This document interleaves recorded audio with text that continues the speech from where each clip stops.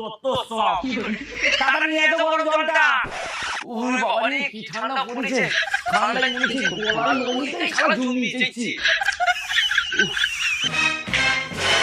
এই নাও তোমার জল। আর শোনো না, সব সময় না গলা ফাটিয়ে চিল্লাও না, নাহলে কোনোদিন না তোমার টুসিটা ধরে টিপে দেবো।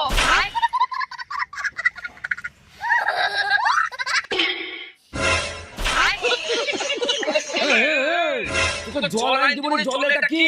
ওই দেখে ইয়ে না মানে আমি দেখিনি গো। তা দেখবি কেন? তুই তো কান্না হয়ে গেছিস, তোর সংসার প্রতি ধ্যান আছে নাকি?